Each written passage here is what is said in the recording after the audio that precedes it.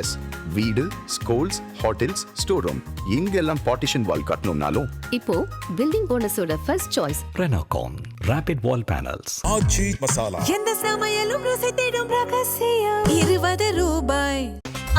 No compromise. உங்க சைடுலயும் எங்க சைடுலயும். It's a GT promise. GT Holidays, South India's #1 travel brand. இந்த தேர்தல் முடிவுகளை பல்வேறு தளத்திலிருந்து நம்ம ஆராய வேண்டி இருக்கு. ஆட்சி மாற்றம், இது இன்ஸ்டாகிராமால நடந்த மாற்றம் அப்படின்னு சொல்லிட்டு முன்னாள் முதலமைச்சர் ஸ்டாலின் விமர்சனம் வச்சிருக்காரு. ஒரு பக்கம் பார்க்குறோம், இந்த அரசியல் அப்படிங்கிறது டுவர்ட்ஸ் இளைஞர்கள் அப்புறம் அந்த ஜென்சிஸ் கையில போகுதா அப்படிங்கிற ஒரு கேள்விதான் பரவலாக எழுகிறது. குறிப்பாக தமிழக அரசியலுடைய முடிவை பார்க்கும்போது நீங்க இளைஞர்கள் மட்டும்தான் நிறுத்தினீங்க, இதை தாண்டி குழந்தைகள் கையிலையும் போயிருக்கு. பசங்களுக்கு இப்போ சீரியல் பார்க்குறதுல, கேம் விளையாடுறதுல, நியூஸ் சேனல் தான் பார்க்குறாங்கன்னா வீட்டில் மற்ற சேனல்லாம் கூட பார்க்குற, கிரிக்கெட் கூட பார்க்குறது இல்லைங்கிறாங்க. விஜய் அவர்கள் வந்த பிறகு இந்த குழந்தைகள் விஷயம் சொல்லும்போது குழந்தைகள் பெற்றோரை கன்வின்ஸ் பண்ணாங்க அப்படின்னு. கன்வின்ஸ் பண்ணா கூட இப்போ ஒரு வாக்குச்சாவடிக்கு பெற்றோர் போகும்போது அவங்க குழந்தைகள் ஒன்றும் கூட்டு போகிறதுல அவங்க தனியாக தானே போகிறாங்க. கன்வின்ஸ் பண்ணா கூட அதை கன்வின்ஸ் ஆகாம மாற்றி போடக்கூடிய அந்த ஆப்ஷன் பேரண்ட்ஸ் கிட்ட இருக்க தானே செஞ்சது. அப்போ ஏன் அங்கே அவங்க போடலன்னு ஒரு கேள்வி இருக்குல்ல. என் குழந்தை இன்னைக்கு ஒன்று கேட்டதுன்னா ஒரு அப்பா ஐயோ நம்ம குழந்தைகிட்ட போய் சொல்லணுமா, தவறில்லை, இப்படி ஆசையாக கேட்டிருக்கு, சச்சா அதெல்லாம் தப்பு, அதுதான் ஃப்ளோ ஆகும். சென்டிமெண்டலி அட்டாச்ட் ஷார்ட் பீரியட் விக்ட்ரிக்கு that is the breaking point. அவங்க போகாத ஏரியா எதுவோ அது உள்ளே போவோம். அப்போ நம்ம என்ன செய்கிறோம் அவங்களுக்கு தெரியாது. ஏன்னா இவங்க சொல்லிக்கிட்டு இருந்ததெல்லாம் ஒன்றுமே வராது. அவங்க பார்த்து 5 சீட்டு தருதா, 2 சீட்டு தருதா, முதல்ல 234க்கு ஆள் இருக்கானா பாரு, எக்ஸ்பென்ஸுக்கு பேப்பர் ஃபைல் பண்ணுறதுக்கு இப்போ ஆள் இருக்காங்க பாரு, போஸ்டர் அடிக்கிறதுக்கு ஆள் இருக்காங்க பாருங்க, அப்படிலாம் சொல்லிட்டு இருந்தாங்க. அப்போ அவங்க சைலண்ட்டாக எதுவுமே என்ன வேணால் யார் வேணால் பேசிட்டு போவோம். நம்ம தொண்டர்கள், என்னுடைய ஃபேனு என்னை விட்டு கொடுக்க மாட்டாங்க. இப்போ ரீசெண்டா நடந்த ஃப்ளோர் டெஸ்ட்ல 144 பேருடைய ஆதரவோடு தான் இந்த அரசாங்கம் நின்று கொண்டிருக்கிறது. இப்போ அடுத்த ஃப்ளோர் டெஸ்ட்டுக்கு ஒரு 6 months கேப் இருக்குன்னு வைங்களேன். இப்போ அந்த கேப்புக்கு அப்புறம் திமுக இந்த தாவேகா ஆட்சியை கவிழ்ப்பதற்கு வாய்ப்பு இருக்குன்னு நினைக்கிறீங்களா? நீங்கள் பத்திரிகையை பார்க்க வேண்டாம், ஒரு பத்திரிகையாளர்களை ப்ரெஸ் மீட்டாக லைவாக நடத்த வேண்டாம், அரேஞ்ச் ப்ரெஸ் மீட்டாக இன்னைக்கு முதலமைச்சர் இந்த வரைக்கும் பார்க்கலாம். ஆதரணியர்களுக்கு அன்பு வணக்கம். இந்த சிறப்பு நேர்காணலில் நம்முடன் இணைந்திருக்கிறார் மூத்த வழக்கறிஞர் நளினி ஸ்ரீ அவர்கள். மேடம் வணக்கம். வணக்கம். இந்த தேர்தல் முடிவுகளை பல்வேறு தளத்திலிருந்து நம்ம ஆராய வேண்டி இருக்கு. அதுல மிக முக்கியமான தளம் ஆட்சி மாற்றம், இது இன்ஸ்டாகிராமால நடந்த மாற்றம் அப்படின்னு சொல்லிட்டு முன்னாள் முதலமைச்சர் ஸ்டாலின் விமர்சனம் வச்சிருக்காரு. ஒரு பக்கம் பார்க்குறோம். ஆனா அதெல்லாம் தாண்டி இதுல இந்த அரசியல் அப்படிங்கிறது டுவர்ட்ஸ் இளைஞர்கள் அப்புறம் அந்த ஜென்சிஸ் கையில போகுதா அப்படிங்கிற ஒரு கேள்விதான் பரவலாக எழுகிறது. குறிப்பாக தமிழக அரசியலுடைய முடிவை பார்க்கும்போது இது பரவும் அப்படிங்கிற ஒரு, அதாவது இந்த ரிசல்ட்டோடைய இந்த வீச்சு அப்படிங்கிறது இந்தியா முழுவைக்கும் கூட பரவலாம் அப்படிங்கிற அளவுக்கு இப்போ நிறைய பேர் கருத்து சொல்லிட்டு இருக்கிறாங்க. உங்களுடைய பார்வை என்ன இதில்? வணக்கம், உங்கள் நேயர்களுக்கு வணக்கம். நல்ல இன்ட்ரெஸ்டிங்கான டாபிக் கையில் எடுத்திருக்கீங்க. இப்போ பார்த்தீங்கன்னா நீங்கள் இளைஞர்கள் மட்டும்தான் நிறுத்தினீங்க, இதை தாண்டி குழந்தைகள் கையிலையும் போயிருக்கு. அது முக்கியமாக பதிவு செய்ய விரும்புகிறோம். இப்போ நீங்கள் அந்த கடந்த காலத்துலனா பெரியவங்கள்லாம் குழந்தைங்க முன்னாடி அரசியலோ வேறு சமாதானங்கள் எதுவும் பேச மாட்டாங்க. ஒரு 9 மணிக்குனா பெட்டுக்கு போய் தூங்கிடும். பெரியவங்களாம் அதுக்கப்புறம் தான் முக்கியமான சமாதானங்களாக பேசுவாங்க. அந்த மாதிரி ஒரு க்ரியேஷன் இருந்து அதுக்கப்புறமா டிவி சினிமா பார்க்குறது, அதுக்கப்புறம் செல்ஃபோனில் கேம் விளையாடுறது. இப்போ என்ன, கேமை விட்டுட்டு இப்போ பாலிடிக்ஸ் பார்க்குறாங்க. அந்த மாற்றத்தை ஒரு ஷார்ட் பீரியடில் ஏப்ரல் 1ஆம் தேதி வச்சுக்கோங்க, ஸ்கூல்லாம் மூடுது. அந்த காலகட்டத்திலேருந்து இந்த தேர்தல் இந்த தேர்தல் நடந்த 23ஆம் தேதி வாக்குப்பதிவு. அந்த 23-20 நாளுக்குள்ளே அந்த குழந்தைங்க பெருமளவில் அரசியல்லாம் என்ன, எப்படி நடக்கும், நான் கேள்விப்பட்டது எனக்கு ஆச்சரியமாக இருக்குது. அதாவது booth level management, micro management லெவல்லேருந்து கற்றுக்கிட்டாங்க. எப்படின்னு பார்த்தானாக்க, ஒரு தரப்பில் சொல்கிறாங்க இப்போ ஆட்சியில் அமைஞ்சிருக்கும் டிவிகே தாவேகா கட்சியில் இருக்கிற யங்ஸ்டர்ஸ்லாம் இந்த பசங்கள்லாம் போகும்போது கிரிக்கெட்லாம் விளையாட போகிறாங்க இல்லையா, அப்போனா மீட் பண்ணி அவங்களே ஒரு குரூப் மாதிரி ஃபார்ம் பண்ணி அங்கிள் ஜெயிக்கணும், அங்கிள்னா இப்போ இருக்கிற இப்போ தற்போதைய முதலமைச்சரை சொல்கிறாங்க, அங்கிள் ஜெயிக்கணும், நமக்கு பிடிச்சவானவர் அப்படின்னு ஒரு சினிமாங்கிற இதை தாண்டி அவர் ஒரு தலைவராக கொண்டு வரணும் அப்படியே உறுதியாக இருந்து வேலைப்பட்டது செய்ததாகவும், அப்போ அவங்களுக்கு ஒரு விதமான ட்ரைனிங் கொடுக்கப்பட்டதாகவும், ஓட்டர்ஸ் லிஸ்ட்லேருந்து மைக்ரோ மேனேஜ்மெண்ட்டில் பூத் லெவல்லேருந்து எப்படி பார்க்கணுங்கிற அளவுக்கு சொல்லிக் கொடுத்துருக்காங்க. ஏன்னா குழந்தைங்க டக்குன்னு பிடிச்சிக்கும், ஈஸியாக பிடிச்சிக்கும்.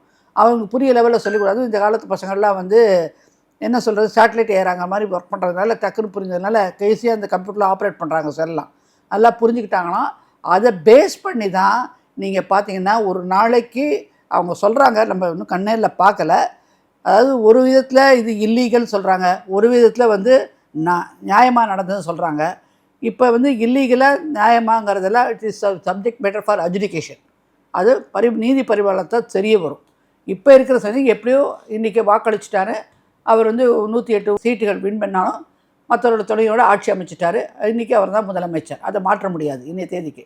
அப்படிங்கிற ஒரு பட்டத்தில் இங்கே சொன்னது இப்போ இளைஞர்களில் குழந்தைகளை ஏன் கையில் வைக்கிறாங்கனாக்க, இன்றைக்கி பார்த்தீங்கன்னாக்க 9வது 10வது போகிற பையன் 9th to 10th ப்ரமோஷனில் இருக்கிற பையன் இன்றைக்கி வெக்கேஷனில் போய் கற்றுக்கிறான். அவனுடைய வயது என்ன 15 to 16. அந்த 2 இயர்ஸில் he will be the first voter for him. அவருக்கு அவர் தான் ஃபஸ்ட் ஓட்டர். அப்படி இருக்க பார்லிமெண்ட் எலெக்ஷனில் தான் ஓட்டு போடுவாங்கனால இப்போயே அவங்க ட்ரெயின் ஆகிறாங்க. இந்த கட்சி சார்பாக வரலாம், இல்லை வேறு கட்சியாக போகலாம். அவங்களுக்கு இன்ட்ரெஸ்ட்டாக வந்து கல்டிவேட் ஆகுது, கொண்டு போய் சேர்க்குறாங்க. அப்போ கொண்டு போய் சேர்த்தது வந்து பசங்களுக்கு வந்து இப்போ சீரியல் பார்க்குறதுல, கேம் விளையாடுறதுல, நியூஸ் சேனல் தான் பார்க்குறாங்கன்னா வீட்டில் இந்த மற்ற சேனல்லாம் கூட பார்க்குறது, கிரிக்கெட் கூட பார்க்குறது இல்லைங்கிறாங்க பேரண்ட்ஸு. ஒரு காலத்தில் இந்த பேரண்ட்ஸ் வந்து தேர்தலுக்கு முன்னாடி பெருமிதமாக நினச்சிக்கிட்டு அலோவ் பண்ணாங்க, பார்க்கட்டும் தெரிஞ்சுக்கிறான்ட்டு. பூஜை நடந்தது, கோயிலெல்லாம் பிரார்த்தனைகள் நடந்ததெல்லாம் கேள்விப்படுறோம் நம்ம. அதுக்கு தான் அவர் வந்து நந்தனத்தில் நடந்த கடைசி ஒரு பரப்புரையில் நண்பா நண்பி அங்கிளை வந்து ஜெயிக்க வைங்க, உங்கள் உதவி நாடுறேன்னு சொன்னதாக டைலாக் சொல்கிறாங்க. அப்படி இருக்கச்ச அதுக்கு நன்றி உரையும் சொல்கிறார் பதவி இருக்கிற அன்றைக்கி அந்த இதில் மீட்டிங்கில். அப்போ வந்து நண்பா நம்பி அங்கிளுக்கு செஞ்சுருக்கீங்க, நான் மறக்க மாட்டேன், உங்களுக்கு என்ன செய்யணும்னு சொல்கிறார்.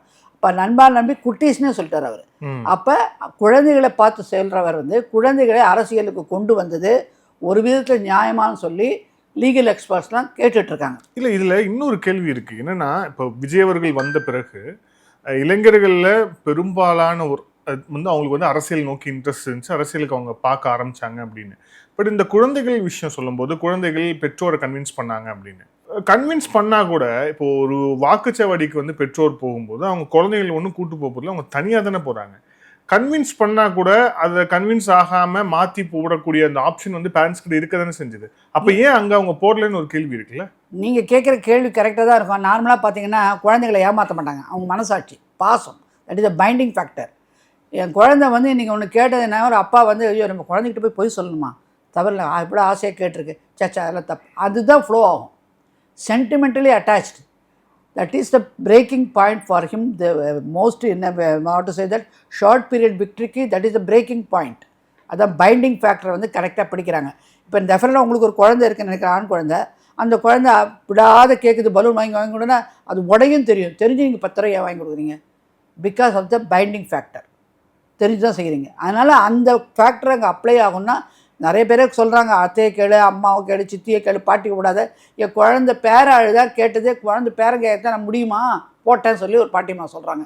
அந்த மாதிரி அப்படின்னா என்ன அர்த்தம், நாட்டுக்கு என்ன கொண்டு போய் சேர்க்கணும், நாட்டுக்கு என்ன டெவலப்மெண்ட் வரும், எந்த மாதிரி வந்து வளர்ச்சி இருக்கும், வேறு விதமான சலுகைகள்லாம் எப்படி கிடைக்கும், எப்படி போகுங்கிறதெல்லாம் அவங்க மறந்துட்டாங்க. அந்த பாயிண்டில் தே கிவன் எ கோ பை கம்ப்ளீட்டாக மறந்துட்டு குழந்தை சொல்கிறது செய்கிறோம் அப்படின்னு சொல்கிற அளவுக்கு போச்சுனாக்க இந்த நாட்டினுடைய வளர்ச்சி எங்கே போகுங்கிறத நம்ம வந்து அந்த ஓட்டு எனக்கு ஹெல்ப் பண்ணுங்கன்னு சொன்ன ஒரு பொலிட்டிக்கல் பார்ட்டியை, ஒரு அரசியல் கட்சியை நம்ம குற்றம் சொல்ல முடியாது. அவங்க கேட்குறாங்க, வாக்காளர்கள் நம்ம தான் சிந்தனையை பயன்படுத்தியிருக்கணும்.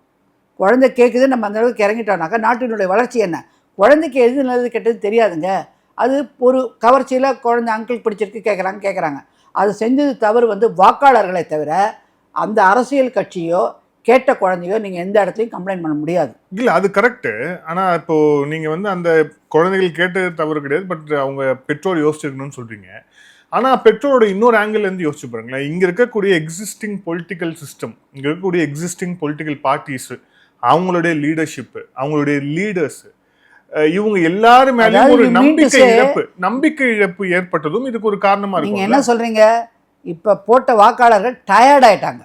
Actually that is a word. சலிச்சு போச்சு. மாற்றி வேறு மாறுதலே இல்லை. ஏன்னா பங்காளிங்கிற கேரக்டர் தான் வருது. நான் சித்தப்பா தான் ஒரு விஷயத்தில் பாஜகவினுடைய தமிழக பாஜக முன்னாள் மாநில தலைவர் திரு அண்ணாமலை ஐபிஎஸ் அவர்கள் சொல்கிறார் ஒரு இன்டர்வியூவில். என்ன சொல்கிறாரு? அதாவது பாஜக வந்துடக்கூடாது, அந்த எந்த கட்சியும் இந்த ஆட்சியில் வந்திருக்கக்கூடாது, அதிமுக திமுகக்குள்ள அந்த எம்எல்ஏ பங்காளி சொல்லுவார், இந்த எம்எல்ஏ அவங்கள பங்காளி சொல்லுவாங்க, இவங்களுக்குள்ள ஒரு அட்ஜஸ்ட்மெண்ட் இருக்குது, பாஜக உறவுனராங்க, அதை நம்ம பார்த்துருவோம் சொல்லி ஒரு பேட்டி கொடுத்தாரு. அவர் அப்பயே ஒரு 2 வருஷத்துக்கு முன்னாடி இந்த கணக்கை காட்டுறாரு, இதுதான் நடக்க போகுதுங்கிறது, வேறு கட்சி வந்தால் இவங்களுக்கு ஆபத்துங்கிறத தடுப்பாங்கன்னு. அது சம்மந்தமாக தான் நீங்கள் இப்போ பார்த்தீங்கன்னாக்கா திமுக வந்து கூட்டணி பேசினாங்க ஆட்சி அமைக்கிறதுக்கு, விஜய் அவர்கள் வந்து ஆட்சி அமைக்கக்கூடாதுங்கிற முயற்சியெல்லாம் விட்டு தான் சில பேர் மறுக்கிறாங்க, சில பேர். என்னுடைய ஒரே கேள்வி, ஒரு லாயரா, இந்த மாதிரி ஒரு வதந்தி வரைச்ச அது அஃபெக்டடான திமுக ஆகட்டும் அதிமுக ஆகட்டும் நல்ல விசிகே ஆகட்டும், ஏன் அவங்க இந்த டாப்பிக்கை பற்றி பேசினவங்க மேலே யார் முதல்ல எந்த டாப்பிக்கை வெளியில் இட்டாங்களோ, இந்த பத்திரிகையாளரோ இல்லை செய்தி நிறுவனமோ அவங்க மேலே ஏன் அவதூறு வழக்கு தொடுக்கலைங்கிற ஒரு கேள்வி கேட்குறோம். அப்போ உண்மையாக இருக்கும் பட்சத்தில் தானே செய்யலை.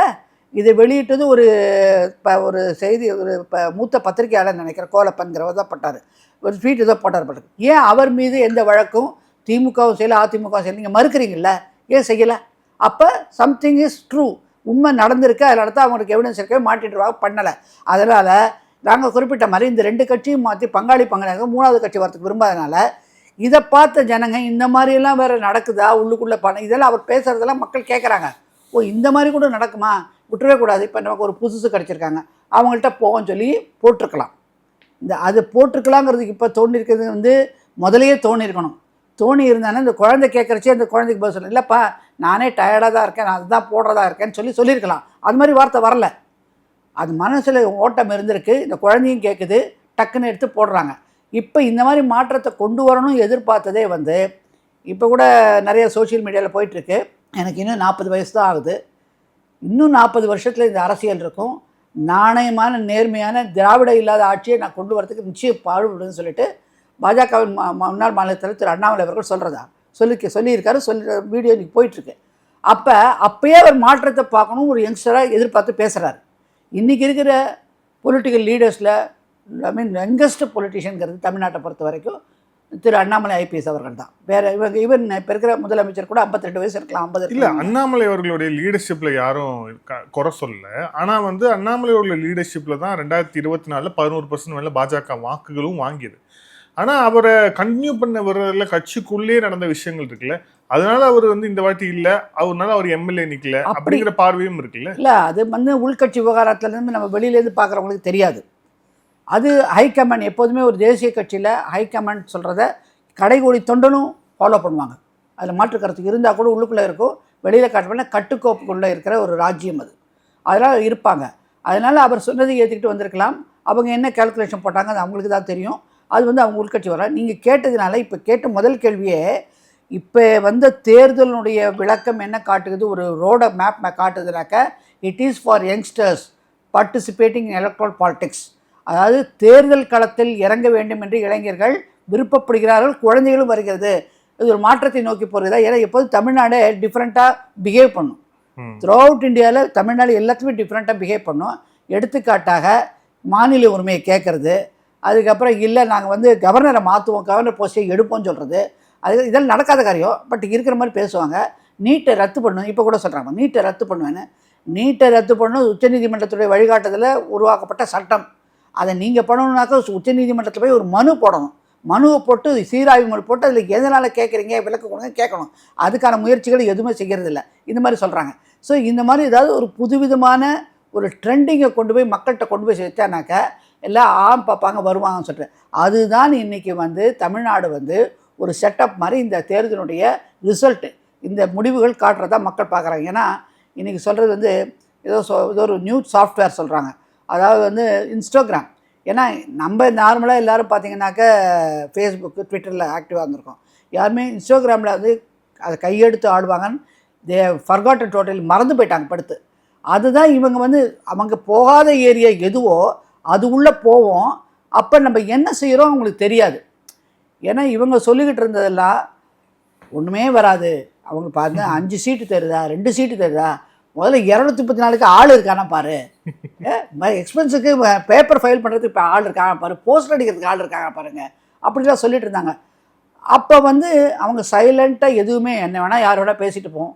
நம்ம ரூட் ஒன்று இருக்குது, என்ன ரூட் மாஃபியாவோ ஏதோ சொல்கிறாங்க, அந்த ரூட் ஒன்று இருக்குது, அந்த சாஃப்ட்வேர் இருக்குது, அதை பண்ணிக்கிட்டே இருப்போம். அவங்க என்ன வேணால் நமக்கு நம்ம தொண்டர்கள் என்னுடைய ஃபேனு என்னை விட்டு கொடுக்க மாட்டாங்க, அவங்களுக்கு என்னை பிடிக்கும், அதனால் உறுதியாக இருப்பேன் அப்படிங்கிறது எந்த மறுப்பும் தெரிவிக்காமல் இன்னும் வந்து பார்ட்டிசிபேட் பண்ண விடாது, அப்படி ரேலி நடத்த விடாது, கூட்டு நடத்துவது, எத்தனை இடங்கள் பண்ணாலும் பண்ணிட்டு போங்க அப்படிங்கிற ஒரு சகிப்புத்தன்மையோடு அவங்க போயிட்டாங்க. அந்த அண்டர் கரண்ட் போனது யாருமே பார்க்கல. இல்ல அதான் முன்னாள் அமைச்சர் தங்கம் தென்னரசு அவர்கள் ரீசெண்டாக பேசியிருக்காரு. இப்போ நீங்க சொன்ன அதே கருத்தை சொல்லியிருக்காரு. கண்ணுக்கு எதிராக நின்ற அதிமுக அந்த கூட்டணி எதிரியை நாங்க பார்த்தோம், கண்ணுக்கு தெரியாம ஒரு எதிரி இருக்கான் அப்படிங்கிறத நாங்க பார்க்கவே இல்லை அப்படிங்கிறார். அதுதான் இது வந்து ஒரு நம்மளை பாரு இப்போ ஒரு யூடியூபர் கூட ஒருத்தர் சொன்னார், 2024 தமிழக பாஜக வந்து பெரும் அளவில் வந்து வேகமாக போயிட்டு இருந்தது, பரப்புரைகள்லாம் வேகமாக இருந்தது, பார்லிமெண்ட்டு தனியாக நிற்கிறாங்க அந்த எலெக்ஷனில்.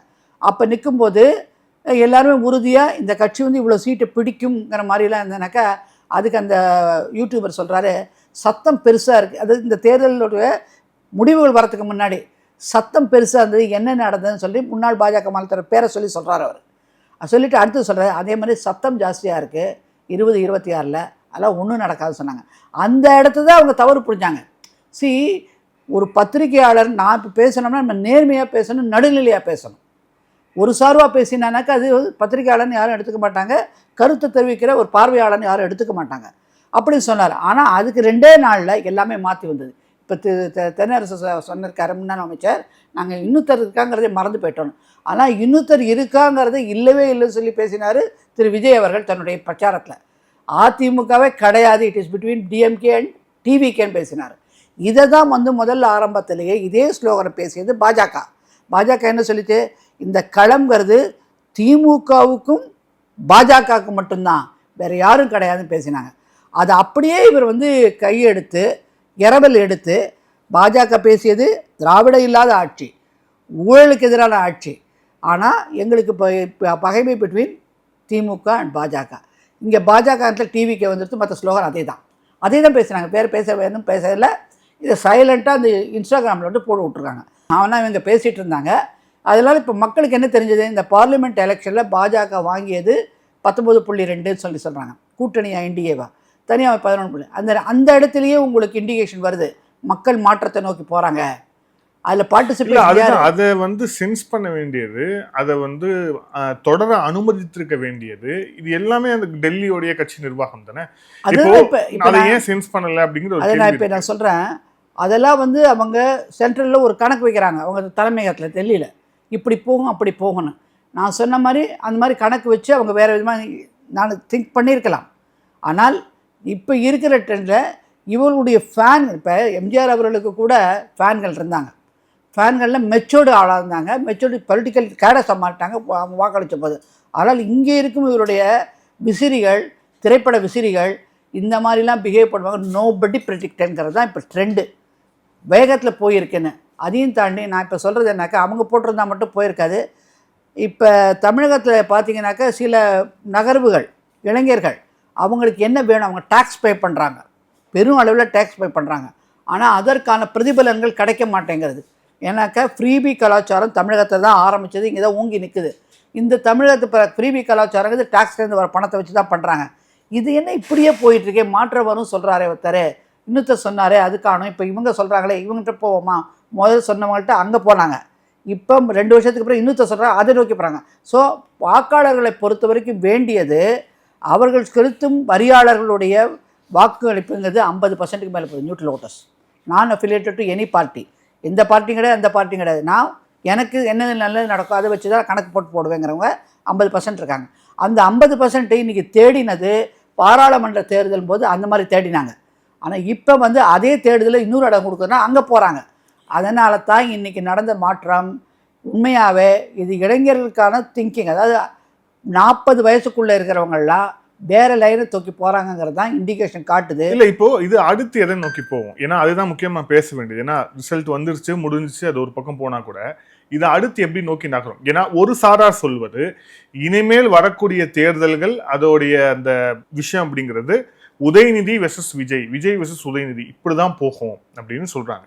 இங்க வந்து பாஜக, அதிமுக, பாமகன்னு சொல்லிட்டு யாரையுமே கணக்குல எடுத்துக்காம இந்த ரெண்டு பேருக்கும் இடையிலான மீண்டும் ஒரு 20 அரசியல் மட்டும் தான் தலை தூக்கும் அப்படின்னு. அது அப்படி வராது. ஏன்? ஏன்னாக்கா நீங்கள் நல்லா பார்த்துக்கங்க, திமுக அதிமுகங்கிறது அவங்க ஒரே திமுகலேருந்து பிரிஞ்ச பிரான்ச் தான் அதிமுக. கரெக்ட். அதெல்லாம் அவங்களுக்குள்ள ஒத்துமை உண்டு. நீங்கள் ஒரு 2 வருஷம் 4 வருஷம், ஆனால் மேக்ஸிமம் அதிமுக ஆட்சியில் இல்லாத பங்குங்கிறது ரொம்ப கம்மி. மேக்ஸிமம் அவுட் சைடில் வந்து ஆப்போசிஷன் பார்ட்டி வந்து டிஎம்கே தான். அதனால் அவங்களுக்குள்ள ஒரு இது போகுது. ஏன்னா அந்த கலாச்சாரம், திராவிட கலாச்சாரம் ஒத்துமையாக இருக்குது.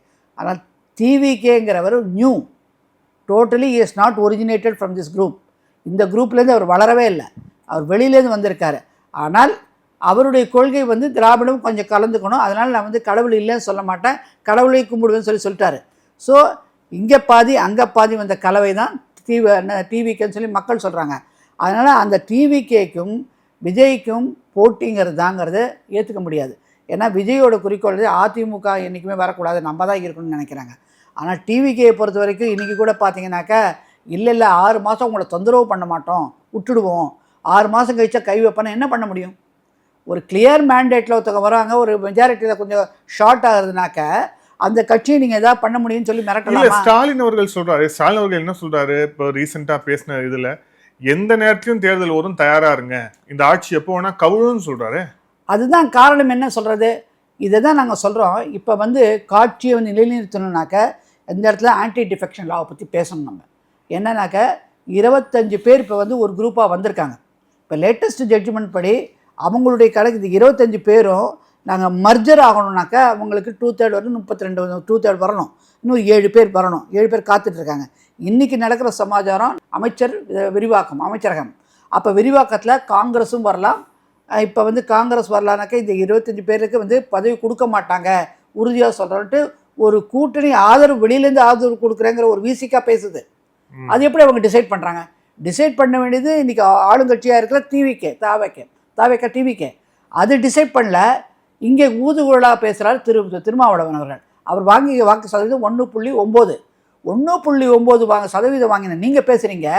35% வாங்கின டிவிகேனுடைய தலைவர் மாண்புமிகு முதலமைச்சர் திரு விஜய் அவர்கள் பேசுகிறார். அதை பற்றி யார் உள்ளே வராங்க போகலான்னு. அது எப்படி நீங்கள் ஃபிக்ஸ் பண்ணுறீங்க? இந்த மாதிரி ஃபிக்ஸ் பண்ணுறதுனால தான் இப்போ வந்து திரு ஸ்டாலின் அவர்கள் சொல்கிறது எப்படின்னாக்க, வெறுத்து போய் இவர் இப்போ தற்பொழுது இருக்கிற முதலமைச்சரே நம்ம திருப்பி இன்னொரு களத்துக்கு போயிடுவோம், இது நித்திய கண்ட போகலாம், நம்ம வேலை செய்ய விடாதபடி நிம்மதியாக எல்லாம் பண்ணுறாங்க, அந்த வெறுப்புணர்ச்சியில் போயிடுவார், அதனால் வருங்கிற ஒரு கண்டாட்டத்தில் பேசுகிறாரு. இப்படி மாறுதலாக எடுத்துப்போம். இந்த 25 பேர் வந்து ஊழலுடைய உருபிம்பம், அவர் எப்படி சேர்த்துக்கிறாரு அப்படின்னு கேட்குறாங்க. நீங்கள் ஊழலுடைய முழுபிம்பம் திமுக, நாங்கள் தூய கட்சி அப்படின்னு சொன்ன தற்போதைய முதலமைச்சர் ஆகிறதுக்கு முன்னாடி கூட்டணி அமைக்கும்போது போஸ்ட் போல் அலையன்ஸில் இந்த திமுகவுடைய வாக்குகளை பெற்றவங்க தான் இந்த கம்யூனிஸ்ட் ஆகட்டும், பிசிகே ஆகட்டும், இந்த இந்திய முஸ்லீமுக்கு ஆகட்டும், அவங்க இந்த கூட்டணியில் தான் இருந்தாங்க. அப்போ நீங்களாம் ஊழல் இல்லையா? உங்களை சேர்த்துக்கலாம். அதிகம் முதல்ல ஆதரவு அளித்தது காங்கிரஸ் உலகளாவிய ஊழல் கட்சிங்கிறது அப்பட்டமாக எல்லாருக்குமே தெரியும். அதுக்கு வந்து அவங்களா வந்து பார்த்து ஏற்றுக்கிட்டார். அவர் ஏற்றுக்கிட்டு இருக்கார், பதவி கொடுக்குறாங்க, அடுத்து பார்ப்போம். அப்போ அதுக்கு வந்து அப்போ காங்கிரஸ் வந்ததுக்கு நீங்கள் ஏன் குரல் கொடுக்கல? உங்களை துரோகம் பண்ணிட்டு போயிட்டு வெளியில் சேர்ந்தாங்க, அப்போ ஊழலாக இருக்காங்க, அதை ஏற்றதை பற்றி நீங்கள் பேச மாட்டேங்கிறீங்க. அதிமுக வந்து ஊழலை சேர்த்துப்பாங்களா? ஏன்னா இங்கே 25 பேர் அவங்களோட ஒரு அமைச்சர் பதவியில் வந்து ஒரு குரூப்பாக இருந்துட்டாங்கனாக்க மேக்ஸிமம் என்ன பண்ணுவீங்க? ஆன்டி டிஃபெக்ஷன் லா படி எனாமஸ் பவர்,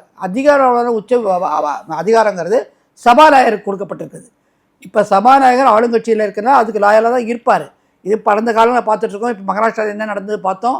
அது முடிவெடுக்கிறதுக்கு காலம் தாழ்த்தியே அந்த அசம்பிளி முடிஞ்சிருச்சு, ஜட்ஜ்மெண்ட் வரச்ச பால் தாக்கரே கேஸில் உத்தவ் தாக்கரே அந்த குரூப் ஏக்நாத் ஷிண்டே குரூப் நடந்தது. இதே தான் இங்கே நடக்கும். இவங்க அது அந்த பயத்தில் தான் இன்றைக்கி விசிகேயோடைய உதவியோ கம்யூனிஸ்டோட உதவியோ இல்லை காங்கிரஸோட உதவியோ தேவையில்லை என்று இந்த 25 பேரையும் உள்ளே கூட்டிகிட்டு போயிட்டோம்னாக்க என்ன ஆகுது நம்ம கதி? நீங்கள் என்ன சொன்னீங்க? ஆட்சியில் பங்கு, அதிகாரத்தில் பங்குல தான் எங்களுடைய தாரக மந்திரம்னு விசிகேயோட தலைவர் தேர்தல் பரப்புரையில் சொல்லிட்டு இருந்தார். ஆனால் இப்பொழுது அதை ஓரளவுக்கு முதலமைச்சர் ஆவதற்கான ஒரு கேள்விகள் கேட்கப்பட்டது. துணை முதலமைச்சராக கேட்கிறோம். நீங்கள் 1.9% வாக்கை வாங்கிட்டு நீங்கள் முதலமைச்சர் ஆகணும், துணை முதலமைச்சர் ஆகணும் கேட்குறீங்களே, உங்களுக்கோசரம் இந்த ஜனநாயகத்தை நிலைநிறுத்தணும் வளர்ச்சிக்கோசரம் போட்ட வாக்காளர்களுக்கு என்ன மரியாதை? ஸோ அப்போ நீங்கள் என்ன சொல்கிறீங்கன்னா 25 எம்எல்ஏக்கள் இருக்கக்கூடிய அந்த வேலுமணி எஸ்பி வேலுமணி அதுக்கப்புறம் அவங்களுடைய ஃபேக்ஷனுக்கு தான் வந்து அதிமுக போகுன்ற மாதிரி சொல்கிறீங்க. அந்த விஜய் தாவேக்கா அங்கே போய் அவங்களை எடுத்துக்கிட்டாலே இவங்களுக்கெல்லாம் நில்லாயிடுவாங்க. இவங்களும் பதவி வெறியர்கள்.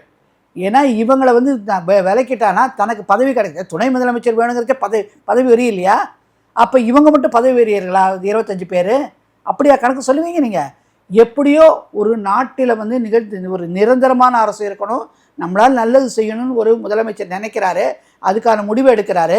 அப்படின்னு நினச்சி அது வெளியில் சொல்கிறதுக்கு முன்னாடி நீங்கள் உள்ளேருந்து பூனை கத்துற மாதிரி இல்லை அமைச்சராக மாட்டார், இவர் மாட்டார், எஸ்பி ஆக மாட்டார், அவர் ஆக மாட்டார், ஊழல். அப்போ இன்றைக்கி 15 லட்சம் ரூபா நாங்கள் கையூட்டு பெற்றுக்கொண்டோம் சொன்ன இந்திய கம்யூனிஸ்ட்டுகள் அவங்க நேர்மையானவங்களா? இன்றைக்கி சண்முகம் சொல்கிறார நாங்கள் ரீதிங்க் பண்ணுவோன்ட்டு. நீங்கள் ஒரு நேர்மையானவங்களா? பேசுகிறதுக்கு உங்களுக்கு நாங்கள் வாக்காளர்கள் நேர்மையானவர்கள். நாங்கள் யார்கிட்டையும் கைவிட்டு இன்றைக்கி பார்த்தீங்கன்னாக்கா தாவேக்காலேருந்து வாக்களித்தவங்கெல்லாம் யாருமே எந்த செலவு பண்ணல. பணம் புழங்காத ஒரு அரசியல் நடந்து இன்றைக்கி தேர்தல் நடைபெற்றதாக எல்லாரும் பாராட்டுறாங்க. அந்த மாதிரி அங்கே வந்திருக்க வாக்காளர் வந்திருக்கச்சே நீங்கள் எப்படி கைவிட்டு வாங்கிட்டு நீங்கள் எப்படி பேசுவீங்க? சண்முகம் அவர்கள் கேள்வி. இப்போ அடுத்தது நீங்கள் அதே மாதிரி காங்கிரஸ் ஏன் சைலண்ட்டாக இருக்காங்க? இன்னொன்று அவங்க பதவி ஏற்க போகிறது நாளைக்குன்னு சொல்கிறாங்க, 21ஆம் தேதி. 21ஆம் தேதி என்னது? மே 21 திரு ராஜீவ்காந்தி அவர்கள் எல்டிடி இந்த இலங்கை பாதகர்களால் கொல்லப்பட்ட நாள். அப்படியே துண்டு துண்டாக இறந்து கிடந்தார். ராகுல் காந்தி வந்து பார்க்குற சின்ன குழந்தை அப்படியே ஷாக் ஆகி நிற்கிறாரு, நம்ம அப்பா இப்படி இருக்காருன்னு. அந்த மாதிரி ஒரு துக்க நாளில் பதவி வெறிக்கோசரம் நீங்கள் அமைச்சராக பதவி ஏற்பீங்கனாக்க நீங்கள்லாம் உங்கள் தலைவர்களுக்கு என்ன மரியாதை வச்சுருக்கீங்க? அப்போ வாக்காளர்களை ஏமாற்றுவீங்க, என்ன வேணால் பண்ணுவீங்க. உங்கள் சுய லாபத்துக்கோசரம் இருக்கிற வாக்காளர்களை முட்டாள் கலறாங்கன்னு சொல்லி மக்கள் கேட்குறாங்கல்ல இன்றைக்கி. ஓகே, இப்போ அடுத்த கேள்வி, முக்கியமான கேள்வி என்னன்னா, இப்போ அதிமுக தொடர்பானது தான். ஏன்னா இப்போ அதிமுக தரப்புல 2 விஷயங்கள் ஓடிட்டு இருக்கு. ஒரு தரப்பு எஸ்பி வேலுமணி தரப்பு வந்து பொதுக்குழுவை கூட்டணும், ஈவன் அந்த பொதுக்குழுக்கு சசிகலா தினகரன் எல்லாத்தையும் வந்து அழைக்கிறதாக ஒரு பேச்சு ஒரு பக்கம். இன்னொரு பக்கம் இபிஎஸ் எடப்பாடி தரப்பு வந்து இவங்களை வந்து தகுதி நீக்கம் செய்யணும், 25 எம்எல்ஏக்கள் தகுதி நீக்கம் செய்யணும் அப்படின்னு அவங்க ஒரு தீவிரமாக போயிட்டு இருக்கிறாங்க. ஸோ சட்டத்தின் அடிப்படையில் பார்த்தா யாருக்கான ஒரு விஷயமாக இது மாறும், யாருக்கு அனுகூலமாக போகும்னு நினைக்கிறீங்க? சட்டத்தின்படி பார்த்தீங்கன்னா இன்றைக்கி லேட்டஸ்ட் சுப்ரீம் கோர்ட் ரூலிங் ஒரு வழக்கறிஞர் நான் சொல்கிறேன். அதாவது ஒரு கட்சி தான் தலைமை, தாய்க்கழகம். தாய்க்கழகத்தில் யாரை நியமனம் வச்சு அவரை வந்து கொறடாவாக அனௌன்ஸ் பண்ணுறாங்களோ அவருடைய பவர் தான் சட்டமன்றத்தில் அவருடைய வழிகாட்டுதை தான் நிலைக்கும். அதான் லேட்டஸ்ட் சுப்ரீம் கோர்ட் ஜட்ஜ்மெண்ட்டு. ஆனால் இப்போ இருக்க நியமனம் நடக்கலையே. ஒரு நிமிஷம், அதுக்கு தான் இப்போ இங்கே சொல்ல போகிறோம். இப்போ திரு சண்முகம் அவர்கள் CV சண்முகம் அவர்கள் என்ன சொல்கிறாருன்னா, நாடாளுமன்ற சட்டமன்ற உறுப்பினர், இல்லைங்க அவரை அனௌன்ஸ் பண்ணால் கொறடா நிற்காது. ஏன்னா அவங்களுடைய இந்த இடத்துல அந்த கட்சிகளுடைய பைலாஸ் ஆர்டிகல் ஆஃப் அசோசியேஷன் பேர், அது உள் விதிகள் எப்படி அமைக்கப்பட்டிருக்குன்னு, அவங்க எப்படி தேர்ந்தெடுக்கிறாங்க விதிமுறைகள் இருக்குது. அவங்களுடைய விதிமுறைகள் படி சட்டமன்ற உறுப்பினர்கள் அனைவரும் அழைக்கப்பட்டு கூட்டம் நடத்தப்பட்டு பொதுச் செயலாளர் தலைமை நடத்தப்பட்டு அதிலிருந்து இவர் குரடாக இருப்பார், இவர் சட்டமன்ற எதிர்த்து கட்சி உறுப்பினராக இங்கே நம்மளை கையாளுவார் சொல்லி ஒரு செலக்ட் பண்ணுவோம். அந்த மாதிரி இப்போ விதிமுறைகள் நடந்ததாக எடுத்து காட்ட சொல்லுங்கள், ஒரு ஃபோட்டோ காட்ட சொல்லுங்கள். அதனால் இவர் வாய்மொழியாக சொல்கிறது வந்து எதேச்சையமாக இருக்குது, ஜனநாயகம் கிடையாது, அதாவது இன்வேலிடு. அவர் கொடுக்குற விப்பு வந்து எங்களை கட்டுப்படுத்தாது. அதனால் நாங்கள் வந்து எங்களுடைய அதை தான் இந்த இடத்துல ஆன்டி டிஃபெக்ஷனால் ஒரு குரூப் வந்து சப்போஸிங் அவங்க கொடுத்த விப்போட மறுத்தை வேலை செய்தால் இல்லை ஆப்சண்ட் ஆனால் அவர்களுக்கு நடவடிக்கையை 15 நாட்குள் அந்த தாய்க்கழகம் மன்னிக்கலாம். 15 நாட்குள்ளே மன்னிக்கலாம். மன்னிக்க தவறினால் அதற்கான நடவடிக்கைகளை எடுக்க சொல்லி சபாநாயகரை நாண்டலாம். சபாநாயகருக்கு கால அளவு கிடையாது. சபாநாயகருக்கு கால அளவு இந்த ஆன்டி டிஃபெக்ஷனால் குறுக்கப்படவே இல்லை. அவர் 30 நாளுக்குள்ளனாக்க இந்த செஷனில் 30 நாள், அடுத்த செஷன்லேருந்து 30 நாள், அது இப்படியாக கால அளவு தான். நீங்கள் போயிட்டு ஒரு உச்சநீதிமன்றத்தை அணுகி கான்ஸ்டியூஷன் பெஞ்சில் போய் இல்லை இவருக்கு டைரக்ஷன் கொடுங்க, என் பெண்டிங்காக வச்சுருக்காங்கன்னு சொல்லி தான் மகாராஷ்டிராவில் போனாங்க. ஆனால் சபாநாயகர் வந்து வானளாவிய அதிகாரம் உண்டு. What is happening within the 4 walls of assembly, நான் அசம்பிளிக்குள்ளே சட்டமன்றத்துக்குள்ளே நாளுக்கு யாரும் கேள்வி கிடையாது, ப்ரிவிலேஜ் கிளாஸு. அதே மாதிரி தான் நீதிமன்றங்கள் உள்ள நடக்கிறத யாருமே கேள்வி கேட்க முடியாது. அதே ரெண்டும் ஒரே மாதிரி இருக்கும். அப்படிங்கிற பட்சத்தில் இவருக்கு என்ன நடக்கக்கூடிய விஷயம் உண்டு. ஓகே, உச்சநீதிமன்றம் போனால் அவர் சொல்லுவார், ஆனால் அவருக்கு வராது. அந்த தலைமை இந்த சட்டமன்றத்துடைய தலைமை செயலாளருடைய இருக்கார் இல்லையா, அந்த செக்ரட்டரிக்கு தான் போகும். சட்டம் வந்து செக்ரட்டரியேட்டோட செக்ரட்டரிக்கு தான் போகும். அவர் வந்து அதில் முடிவெடுக்க சொல்லுவாங்க. அது எடுக்கிறதுக்குள்ள காலம் கடந்து உங்களுக்கே தெரியும், நிலுவைகள் பல வழக்குகள் இருக்குது, கால அளவு முடிஞ்சுவிடும். அது கூட அடுத்த 5 வருஷத்துக்கான எலெக்ஷனுக்கு வரதுக்கான டைம் உண்டு. எடுத்துக்காட்டாக அப்பாவுடைய எலெக்ஷனை கொஸ்டின் பண்ணி அவர் ஒரு டேர்ம் முடித்து அடுத்த டேர்ம் முடிச்சுட்டு இப்போ தோத்துட்டார். கிளாசிக் எக்ஸாம்பிள் அது பி. சிதம்பரம் அண்ட் ராஜா கண்ணப்பன். அது அப்படியே ஸ்டாலின் அப்படியே நிலுவையில் இருக்குது.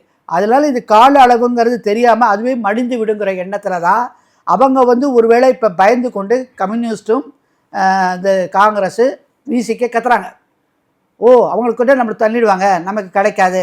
ஸோ இவங்க சொல்கிற கணக்கு என்னன்னாக்க, நாங்கள் இன்றைக்கும் திமுக கூட்டணியில் தான் இருக்கோம், ஆனால் ஆதரவு தரோம். இப்போ நாம் ஒன்று சொல்கிறோம், உச்சநீதிமன்றம் என்ன சொல்லுது, பேரண்ட் பாடி யாருனாக்க கட்சி தான் விப்பு அமைக்கும். அதனால் இப்போ இவங்க கூட்டணியில் இருக்கச்ச உங்களுக்கு மேஜர் பார்ட்னர் திமுகட்ட சொல்லிட்டு இங்கே வந்துட்டீங்கன்னாக்க தாவேக்காவை நீங்கள் என்ன நினைக்கிறீங்க? உங்கள் கூட்டணியில் அங்கமாக தானே இல்லை நினைக்கிறீங்க. அப்போ எதுக்கு பதவி கேட்குறீங்க? எப்போ எதுக்கு அமைச்சராக வரா, இன்றைக்கி ஈவினிங்கில் வன்னி அரசு அமைச்சராக வர தெரியும் சொல்கிறீங்க? அது எப்படி கேட்குறீங்க? இப்போ நீங்கள் இந்த கூட்டணியில் அவரோட கூட்டணி இல்லைங்கிறீங்க, வெளியிலேருந்து ஆதரவுங்க. அப்போ நீங்களும் பதவி வெறியர்கள், 25 பேர் பதவி வெறியர்கள். நீங்கள் கிரேசியாக இல்லை, காங்கிரஸும் கிரேசியாக இல்லையா? எல்லாருமே பதவியாக அதிகாரத்துக்கு எல்லாருமே ஆசைப்பட்டுக்கிட்டு தான் இருக்கீங்க, ஆனால் மக்களை மறந்துட்டீங்க. ஸோ நமக்கு நல்லது நடக்க வேண்டும் என்று தேர்ந்தெடுத்த வாக்காளர்களுடைய என்னென்ன செய்யணுங்கிறோட எண்ணங்களை கம்ப்ளீட்டாக மறந்துட்டாங்க. இப்போ தாவேக்காவை கவுக்கணும்னு சொல்லி திமுக பார்க்குறாங்க. திமுகவோட சகலபாடிகளாக இருக்கிற இவங்களை அமைச்சிட்டு ஒரு செக்மேட் வைக்கிறாங்க. அதுக்கப்புறம் அதிமுக இந்த பக்கம் ஏன்னாக்க அடுத்தது அதிமுக இவங்களை சேர்ந்து வந்துருமோங்கிற கணத்தில் வந்து தாவேக்கா பார்க்குது. இல்லை, அதுக்கான பாசிபிலிட்டி இருக்கா? ஏன்னா இப்போ திமுக வந்து தாவேக்காவை கவிழ்க்கிறதுக்கான வேலையை பார்க்குறாங்கன்னு சொல்கிறீங்க இல்லையா? அது வந்து முன்னாள் முதலமைச்சரே அவருடைய ஸ்டேட்மெண்ட்லையும் சொல்லியிருக்காரு. அப்படிங்கிற போது அதுக்கான பாசிபிலிட்டி இருக்கா? இப்போ ரீசெண்டாக நடந்த ஃப்ளோர் டெஸ்ட்டில் வந்து 144 பேருடைய ஆதரவோடு தான் இந்த அரசாங்கம் நின்று கொண்டு இருக்கிறது. இப்போ அடுத்த ஃப்ளோர் டெஸ்ட்டுக்கு ஒரு 6 months கேப் இருக்குன்னு வைங்களேன். இப்போ அந்த கேப்புக்கு அப்புறம் வந்து திமுக இந்த தாவேக்கா ஆட்சியை வந்து கவிழ்ப்பதற்கு வாய்ப்பு இருக்குன்னு நினைக்கிறீங்களா? ஏன்னா இந்த 25 பேர் இன்னி வரைக்கும் ஸ்பிரிண்டர் குரூப்பாக இருப்பாங்கன்னு சொன்னாங்கனாக்க, நான் சொன்ன மாதிரி விதிமுறைகள்லாம் உச்சநீதிமன்றத்தை போல காலம் கடத்திருக்கோம். அவங்களுக்கு எந்த இன்னைக்கு வேணால் இந்த தீர்ப்புரை வந்த பிறகு தான் அவங்க பதவியை இழப்பாங்க, எம்எல்ஏங்கிற பதவியை. சட்டமன்ற உறுப்பினருங்க. அது வரைக்கும் அவங்களுக்கு அந்த பவர் உண்டு. அது இப்போ பார்த்தீங்கன்னா சபாநாயகராக இருந்தார், அவருடைய தேர்தலே வந்து கேள்வி கேட்டு தான் உச்சநீதிமன்றத்தில் கேள்வி இருந்தார். அவர் நடவடிக்கை நடக்கலையா, மக்களையெல்லாம் வந்து வெளியில் அனுப்பலையா, எல்லாம் செஞ்சார் இல்லையா? ஸோ அந்த டைம் வரைக்கும் அவங்களுக்கு வேலிடிட்டி உண்டு, கட்டாயமாக அது அங்கீகரிக்கப்பட்டது. அந்த காலகட்டத்தில் இருப்பாங்க. இவங்க என்ன பண்ணுவாங்க, அப்போ 25 பேர் அங்கே போயிட்டாங்கனாக்க அப்போ அதிமுகவோட நம்பர் என்ன ஆகும்? 104லேருந்து இவங்க 2 பேரும் சேர்த்து கூட்டினா 104. அதில் வேற 104 தாண்டி இவங்களாம் அங்கே போயிருக்காங்க. 2 + 2 4. அப்புறம் காங்கிரஸ் ஒரு 5 9. அப்புறம் இவர் யார், முஸ்லீம் லீக்ல 2 11 தனியாக போயிட்டா வச்சுக்கோங்க. அது 11 பேர் வந்து இங்கே திமுகவில் இங்கே வெளில போயிருக்காங்க. இப்போ அவங்க இங்கே திருப்பி வரணும். இங்கே வந்தாங்க, திருப்பி வந்தானாக்கா 104 எல்லாம் கூட்டினா கூட 104 தான் வருது. ஆனால் அவங்க 108 வச்சுருக்காங்க. அப்போ பேலன்ஸ் ஆஃப் கன்வீனியன்ஸ் இப்போ 25 பேர் அங்கே போனதுனால இது சட்ட ரீதியாக சொல்கிற வார்த்தை பேலன்ஸ் ஆஃப் கன்வீனியன்ஸ்னால் யார் பக்கம் முகாந்திரம் ஜாஸ்தியாக இருக்கிறது என்றால் இந்த 25 பேர் அங்கே போகாத பட்சத்தில் அவங்களுக்கு நீச்சமாக தான் ஆகும். இந்த 2 பேரும் சேர்ந்து கூட்டணி அமைச்சு ஆட்சி அமைக்கிறது நடைமுறைக்கு சாத்தியமே நடக்காது, அது உறுதி. ஏன்னா எப்போ ஒரு நிலைப்பாடு கவிழ்ப்பதற்கு வாய்ப்பு இருக்கா? ஏன்னா இப்போ அதுதான் முக்கியமான இல்லையே. இந்த 25 பேருங்கிறவங்க கண்டினியூஸ்லி அவங்க தொடர்ச்சியாக இந்த ஆளுங்கட்சியை காப்பாற்றுவதற்காக இந்த நிரந்தர நிலைப்பாட்டில் அமைச்சர் பதவிகளை ஏற்றுக்கொண்டு இருப்பார்களானால் பதவியை விட்டு அவங்க வெளியில் போக மாட்டாங்க, அவங்க ஆதரவை பின்வாங்க மாட்டாங்க. 25 + 108 133 அழகாக ஓடிட்டே இருக்கும். அதனால் இது மக்களை வந்து எப்படி திசை திருப்பது, எப்படி வந்து ஆளுங்கட்சிக்கு நெருக்கடி கொடுக்கறது. ஏன்னா அவங்க புதுசு, எல்லாருமே முதலமைச்சர்லேருந்து எல்லா அமைச்சர்களும் புதுசு. அவங்கள அன்றாட பணிகளை மக்கள் பணிகளை செய்ய விடாதபடி இந்த மாதிரியெல்லாம் ஒரு அவதூறு பரப்புவோம், இந்த மாதிரி செய்வோம். இன்றைக்கி கூட கலைஞருடைய பிறந்தநாள் 103வது பிறந்தநாள் வருது, ஜூன் 3ஆம் தேதி. அன்றைக்கி என்ன செய்கிறீங்க, இன்ஸ்டாகிராம் இதிலலாம் அவருடைய பெருமைகளை பேசுக சொல்கிறாரு இன்றைக்கி ஸ்டாலின் அவர்கள். இன்றைக்கி தான் அவருக்கு இன்ஸ்டாகிராம் தெரியுதா? அடிப்பட்ட பூனை கத்துது இப்போ, அதுதான் மக்கள் சொல்கிறாங்க. அதனால் இப்போ கலைஞருடைய பெருமையை எடுத்து சொல்வதனால மக்கள் வாக்களிக்க போகிறாங்களா? இதுதான் ஜென்சின்னு சொன்னாங்க. இளைஞர்கள் கலைஞருடையதையோ இந்த பழங்காலத்தையோ வெறுக்கிறாங்க. பழங்கஞ்சி ஆயிடுச்சு, எங்களுக்கு every thing will be use and throw தானே இப்போ இருக்காங்க இளைஞர்கள். அவங்க என்ன இப்படி குழந்தைங்க அப்போ விஜயை மேட்ச் பண்ணக்கூடிய ஒரு தலைவர் அரசியல் களத்துல யார் வருவா, யார் இருக்கிறா? நீங்க இப்ப கேட்டீங்க உதயநிதி வர்சஸ் உதயநிதி ஸ்டாலின் வர்சஸ் விஜய் அப்படின்னு கேட்டீங்க. உதயநிதி அப்படின்னு நீங்க சொன்னீங்க. அது எப்படி வரும்? நீங்க என்ன ரெண்டு பேருக்கும் ஒரே சிந்தனை தானே? அவங்களும் திராவிட மாடல் தானே பேசிட்டு இருக்காங்க இன்னைக்கு ஆளுங்கட்சி. இவரும் திராவிட மாடல் தானே. ரெண்டு திராவிடத்தை வேண்டாம் தானே இப்போ இளைஞர் விரும்புகிறாங்க. அப்போ யார் இருக்கக்கூடியவர்? அப்போ தேசிய கட்சியில் இருக்கிற யங்ஸ்டர் தான் பேச முடியும். இப்போ தேசிய கட்சியில் இருக்கிற யங்ஸ்டர் யார்? திரு அண்ணாமலை அவர்கள் பாஜகவில் இருக்காரு. அது காங்கிரஸில் யார் இருக்காங்க? உத்தரவு இல்லை. காங்கிரஸ் என்றைக்குமே முயற்சி எடுக்க மாட்டேங்கிறாங்க. தான் சோனியா காந்தி அவர்கள் கூட திரு அண்ணாமலை அவர்கள் எண்மண் எண் மக்கள் யாத்திரை போன போது இங்கே வந்த போது அவர் சத்தியமூர்த்தி பவனில் கேட்டாங்களாம், ஏன்ப்பா நீங்களும் சும்மா இருக்கீங்க, ஒரு யங்ஸ்டர் வந்து பாஜகவில் போயிட்டே இருக்காங்க, நீங்கள் என்ன பண்ணிட்டு இருக்கீங்க கேட்டாங்களாம். அப்படின்னா அங்கே யங்ஸ்டர்கள் யாரும் ஒர்க் பண்ணலங்கிறது நல்லா தெளிவாக வருது. இப்போ இவங்க ரெண்டு பேரும் ரெண்டு திராவிடத்தையும் எதிர்த்து பேசக்கூடிய ஒரே குரல் இவராக தான் இருப்பார். பாஜகவில் தான் இருக்கணும்.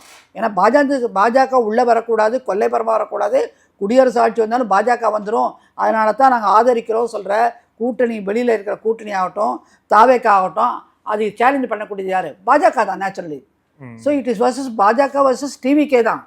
உதயநிதி அதாவது அது இன்டைரக்ட் ஒரு நம்பர் 2 மாதிரி தான் இருக்குது. இல்லை, ஆனால் வந்து வாக்கு சதவீத அடிப்படையில் பார்த்தாலும் சரி, சட்டமன்ற உறுப்பினர் எண்ணிக்கையில் பார்த்தாலும் சரி, நீங்கள் சொல்கிற நம்பருக்கு, நீங்கள் சொல்கிற அந்த விஷயத்துக்கும் அதுக்கும் சம்மந்தமே இல்லைல்ல. சட்டமன்றத்தில் ஒரே ஒரு பாஜக எம்எல்ஏ, வெறும் ஒரு 3% தான் கிட்டத்தட்ட பாஜகவுடைய வாக்கு வங்கி. வாக்கு வங்கி சதவிகிதம்ங்கிறது பதவி ஆசை, அதிகார பங்குக்கு தான் அது கணக்கு. ஆனால் ஒரு ஆளுங்கட்சி தவறு செய்கிறது, நாங்கள் இருக்கிறோம், நாங்கள் வளர்ந்து கொண்டு வருகிறோம், உங்களை காப்போம் அப்படின்னு குரல் கொடுக்கறது யார்? எதிர்கட்சியாக இருக்கணும், வேறு சித்தாந்தத்தில் பயணிக்கணும். ஆனால் அதை செய்யக்கூடிய அதே களத்தில் இருக்கிறது வந்து இருக்காரா? உதயநிதி கிடையாது. அவர் என்ன, சனாதனத்தை எதிர்ப்போம், டிவிக்கு சனாதனத்தை எதிர்ப்போம், அதே சொல்கிறாங்க. அப்போ அவர் எப்படி சேலஞ்ச் பண்ணுவார்? சேலஞ்ச் பண்ணணும், பாஜக சேலஞ்ச் பண்ணும். அவங்களுடைய சித்தாந்தம் தானே வேறையா இருக்கு. இப்போ வேற ஒரு சித்தாந்தம் நாம் தமிழர் இருக்காருல்ல, சீமான் அவர்கள் இருக்காரு. நீங்க நாம் தமிழர் தமிழ்நாட்டை மட்டும்தான் பார்க்குறாரு அவர். தமிழினத்துக்கான கட்சி டிவிகேங்கிறது நாம் தமிழர் கட்சிங்கிறாரு. அவர் வந்து வேற அதை தாண்டி அந்த லைனை தாண்டி போக மாட்டேங்கிறாரு. என்னுடைய சித்தாந்தம் தான் எல்லாரும் திட்டிட்டு இருப்பேன், எவ்வளோ வருஷமா இருந்தாலும் பரவாயில்லன்னு தான் அப்படி சொல்கிறாரு. தமிழருக்கான கட்சி மட்டும் நிறுத்திட்டாரு. ஒரு தமிழனே வந்து இந்தியா ஆகிடாது. தமிழனே இந்தியா ஆகிடாது. தமிழனே தரக்கூடிய அணையை கட்டிட முடியுமா? மத்திய அரசோட பங்கு இல்லாமல் செய்ய முடியுமா? அது எப்படி தமிழனை நீங்கள் அப்படி பேசிக்கிட்டு இருந்தால் அதோடு தான் நிற்குங்கிறனால தான் இன்றைக்கி அதையும் செய்யக்கூடியது பாஜக ஒண்டி தான். அப்போ பாஜகவோட சித்தாந்தம் அங்கே மோதும், இங்கே மோதும். அதனால் வருங்காலத்தில் இப்படி தான் அமையும். பாஜகவில் இருக்கிற யங்ஸ்டர்ஸ்க்கும் அங்கே இருக்கிற டிஎம்கே, டிவிகே அந்த யங்ஸ்டர்ஸ்க்கு தான் களம் ஓடும். அப்படி பார்த்தீங்கன்னா யார் இதை லீட் பண்ண போகிறாங்க அப்படிங்கிறது தான் பொதுமக்கள், இளைஞர்கள் பார்க்குறாங்க. அதுவும் முக்கியமாக இப்போல்லாம் குழந்தைகள் இன்ட்ரெஸ்டிங்காக இருக்குல்ல. நீங்கள் ஒரு காலத்தில் பார்த்தீங்கன்னா, நானே பார்த்தேன், நான் ஒரு ஈஸியாக ஒரு ஏர்போர்ட்டுக்கு போயிட்டு ஒரு ஊருக்கு போயிட்டு வந்தேன், வெயிட் பண்ணிகிட்டு இருந்தேன். யாரோ சில பேர் நின்றுட்டு இருந்தாங்க பாஜகலேருந்து. என்னன்னு கேட்டால் இது மாதிரி அண்ணாமலை அவர்கள் வந்துட்டுருக்காரு. அப்போ பாஜக மாநிலத்தில் வந்தார். அப்போ என்னோட 2 டெல்லி தான் போயிட்டு வந்தேன். அப்போ 2 குழந்தைங்களும் வந்தாங்க, நங்கநல்லூர் இருக்காங்க. பேரை சொன்னாங்க. அந்த குழந்தைங்க அப்பா கிட்ட சொல்லுது, அப்பா அண்ணாமலை அங்கிள் வராரு, அவரை பார்த்துட்டு தான் போகணும், நீ டாக்ஸி புக் பண்ணாதீங்கன்னு சொல்லிச்சு. அந்த வீடியோ கூட என்கிட்ட இருக்குது, நானே எடுத்த வீடியோ டக்குன்னு. ஏன் இப்படி சொல்லுதுனாக்க, இல்லைப்பா அங்கிளை பார்த்து அவர்கிட்ட விஷ் பண்ணிவிட்டு கிஸ் பண்ணிட்டு போகணும்னு சொல்லி. இந்த வேகம் நண்பா நண்பின்னு இவர் கூப்பிட்டார் இல்லையா, இவர் சினிமா நடிகராக கூப்பிட்டாரு. அவர் சினிமா நடிகர் கிடையாது, ஒரு அரசியல் களத்தில் தானாகவே வந்தவர். பின்புலம் கிடையாது, தன்னுடைய புத்தி கூர்மையாக முன்னாடி வராரு ஒரு பாஜகவில். அந்த குழந்தைக்கு வெயிட் பண்ணி அவரை பார்த்து அவர்கிட்ட ரிசீவ் பண்ணி பிளெஸிங் பண்ணதுக்கப்புறம் 12 மணிக்கு மேலே அந்த குழந்தைங்க கிளம்பிச்சு. 2 குழந்தைகள் கண்ணேரில் நான் பார்த்தேன். அந்த பேரண்ட்ஸ் யங்ஸ்டர்ஸு, நீங்கள் கேட்டிங்களா யங்ஸ்டர்ஸு, அவங்க வெயிட் பண்ணாங்க. அப்பயே அங்கே ஆரம்பம். இது மக்களுக்கு தெரியல, நாங்கள் கண்ணேரில் பார்த்தோம். அப்பயே குழந்தைகள்லாம் ஒரு அரசியல் தலைவரை தேடுது. அந்த பையனுக்கு ஒரு 10 வயசு இருக்கும், இன்னொரு பையனுக்கு 8 வயசு இருக்கலாம், 7 வயசு இருக்கலாம். 2 குழந்தைங்க, 2 ஆம்பளை பசங்க. அப்பயே அந்த குழந்தைகள் தேடுது. அந்த பேரண்ட்ஸும் அவங்களுக்கு ஒரு 40-35 வயசு தான் இருக்கும், அவங்களும் தேடுறாங்க. இதே அன்றைக்கி ஸ்டார்டிங் பாயிண்ட். அது நான் கண்ணேரில் பார்த்தேன். அதுதான் இன்றைக்கி நடக்குது. அவருக்கு கொஞ்சம் சினிமா ஃபேம் இருக்கிறதுனால வேகமாக போயிடுச்சு. இப்போ இதில் சில விஷயங்கள்லாம் உங்களுக்குள்ளே இருந்ததுனால இந்த கட்சியில் இருந்தது திருப்பியும் இந்த லைன் போகுமே ஆனால் களம் வேறு மாதிரி தான் இருக்கும். நிச்சயமாக இந்த பர்சன்டேஜ் ஆஃப் ஓட்டுனால தங்கி போச்சு, கேள்வி கேட்க முடியாதுங்கிறது தான் கணக்கே கிடையாது. Definitely there will be a strong fight between இந்த சித்தாந்தத்தில் இருக்கிற யங்ஸ்டர்ஸ்க்கும் அதில் இருக்கிற திராவிட யங்ஸ்டர்ஸ்க்கும் தான் நடக்கும். அப்போ நடக்கும்போது நீங்கள் பார்த்தீங்கன்னாக்க இதனுடைய லெவலே ஒரு எந்த பின்புலமும் இல்லாமல் ஒரு எம்ஏ. நான் அவரை புகழணும் பேசலை, அவருக்கு நடந்ததை நான் கண்ணையில் பார்த்ததுனால நான் சொல்கிறேன். அவர் வந்து சாதாரண ஒரு விவசாய குடும்பத்துலேருந்து வந்தார். இவர் என்ன சொல்கிறார், உதயநிதி ஸ்டாலின் அப்போ வந்ததே ஒரு அரசியல் புலம், பெரும் பணக்காரராக வராரு.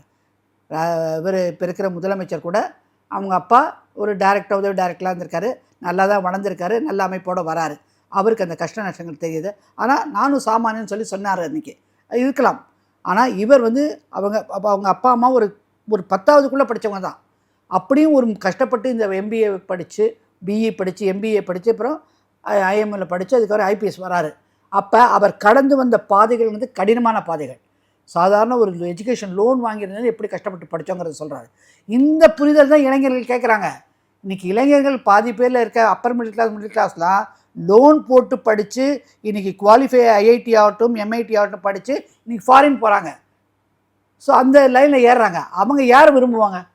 இன்கேஸ் அவரை திருப்பியும் வந்து அடுத்தது எண்ணு கல்யாணத்திலோ ஏதோ செய்ய வைக்கிறாங்க, அந்த கட்சியில் வச்சுக்கோங்க, அது மாதிரி யங் லீடரை கொண்டு வந்து, அப்போ எந்த பக்கம் போகும் இந்த கூட்டம்? கட்டாயமாக மாறும், கட்டாயமாக திசை திரும்பும்.